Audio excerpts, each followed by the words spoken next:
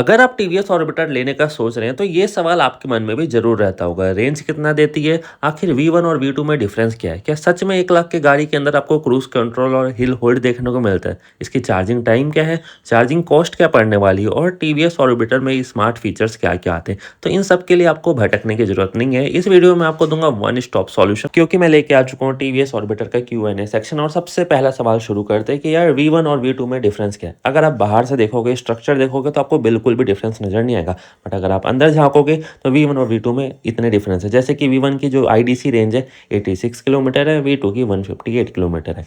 V1 का जो wait है 101 kg है, V2 का 112 kg है। V1 में 1.8 किलोवाट आवर का आपको बैटरी देखने को मिलता है, V2 में 3.1 किलोवाट आवर का, दोनों ही फिक्स बैटरी रहने वाली है। V1 में चार्जिंग टाइम 2 आवर 20 मिनट है और V2 में 4 आवर 10 मिनट है। और इसके अलावा बाकी सब चीज़ आपको सेम देखने को पड़ेगी, चाहे आप V1 लेते हो या V2 लेते हो। इवन टॉप स्पीड सेम है, फीचर भी सेम है दोनों मॉडल के। और रही बात कलर ऑप्शन की, V1 में आपको 2 कलर ऑप्शन देखने को मिलेंगे, जैसे कि पहले अपना मार्टिन कॉपर एंड सेकंड होने वाला अपना स्टेलर सिल्वर। इसके अलावा आपके पास और कोई कलर ऑप्शन नहीं है। और वहीं अगर आप V2 की तरफ शिफ्ट होते हो तो आपको यहाँ पे 6 कलर ऑप्शन देखने को मिलते हैं। सबसे पहला है नियॉन सनब्रस्ट, दूसरा है स्टार्टोस ब्लू, थर्ड है अपना मार्टिन कॉपर। मार्टिन कॉपर आपको V1 में भी देखने को मिल जाएगा। उसके बाद आता है हमारा कॉस्मिक टाइटेनियम, ये बहुत ही प्रीमियम कलर है। स्टेलर सिल्वर, ये ऑप्शन आपको V1 में भी देखने को मिल जाएगा। और लास्ट में हमारे पास आता है लूनार ग्रे। तो टोटल 6 कलर आपको V2 में देखने को मिलता है और V1 में आपको 2 कलर ऑप्शन ही मिलेंगे। हमारे एक सब्सक्राइबर भाई पूछ रहे थे कि भाई इसमें रिवर्स मोड है कि नहीं, तो भैया एक बार करके दिखाइए इसके पार्किंग। बिल्कुल सर, आपको करके दिखाते हैं हम आपको। ब्रेक दबाइए पहले, फिर स्टार्ट कीजिए। स्टार्ट का बटन है, उसको स्टार्ट कीजिए। ब्रेक दबा के ही इसको स्टार्ट। हाँ, ब्रेक दबा के ही स्टार्ट करना है सर आपको।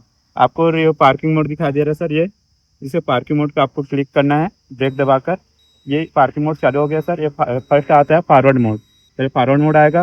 उसके बाद एक बार फिर ब्रेक दबाकर फिर पार्किंग मोड को दबाओगे, फिर रिवर्स मोड आएगा सर।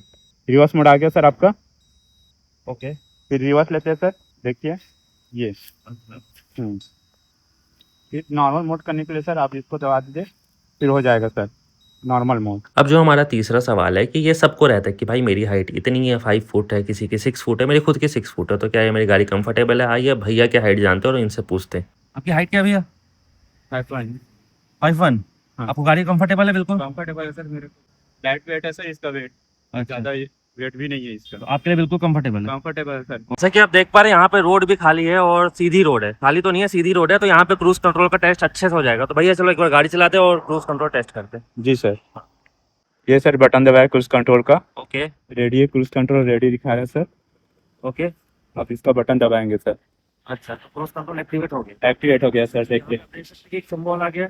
मैं अपना एक्सीलेटर हाथ में छोड़ दिया हूँ सर। देखिए ये देखिए स्पीड पर चल रहा है सर, 29 पर स्पीड पर चल रहा है सर। देखिए 29 की स्पीड भैया ने मेंटेन की और ये इसी में चल रहा है। जी तो सर। देख सकते हैं कि इस प्राइस रेंज की गाड़ी में अपने को क्रूज कंट्रोल देखने को मिल रहा है, तो भाई और क्या चाहिए हमको। अब बहुत लोग ये पूछते हैं कि भाई हमको V1 लेना चाहिए या V2 लेना चाहिए। देखो मैंने आपको डिफरेंस तो बता दिया, डिपेंड करता है आपका डेली रनिंग कितना है। अगर आप डेली 40 से 50 किलोमीटर जाते हो, मैक्स टू मैक्स 60 किलोमीटर जाते हो, तो आपके लिए V1 ज़्यादा बेटर ऑप्शन है। और अगर आपका डेली रनिंग ज़्यादा है, करीबन आप एक दिन में 100 किलोमीटर के ऊपर का ट्रैवल करते हो, तो आपके लिए V2 एक ज़्यादा अच्छा ऑप्शन हो सकता है। अब आप चाहे V1 लो या V2 लो, दोनों में ही आपको हिल होल्ड का ऑप्शन देखने को मिलेगा, बट इसको एक्टिवेट और डीएक्टिवेट कैसे करते हैं आओ उसको सीखते हैं। तो सबसे पहले आपको इसके डिजिटल कंसोल के पास आ जाना है। यहाँ पे आपको ऊपर में सेट और नीचे मोड का बटन दिख रहा होगा। सेट को आप लॉन्ग प्रेस करके रखोगे तो एक ऑप्शन आएगा कि प्रेस मोड टू एक्टिवेट और डीएक्टिवेट हिल होल्ड। जैसे कि मैंने सेट को प्रेस करके रखा है यहाँ पे। अब यहाँ पे ऑप्शन आएगा press mode to activate hill hold. तो आपको कुछ नहीं करना, बस मोड को एक बार प्रेस करना है। तो यहाँ पे आपका हिल होल्ड एक्टिवेट हो चुका है। जो सबसे इंपॉर्टेंट पार्ट है वीडियो का, इसकी प्राइस और बैटरी ऐसा सर्विस को एक्सप्लेन करना। तो देखो यार, टीवीएस ऑर्बिटर चाहे V1 लो या V2 लो, दोनों ही आपको बैटरी ऐसा सर्विस के साथ मिलती है।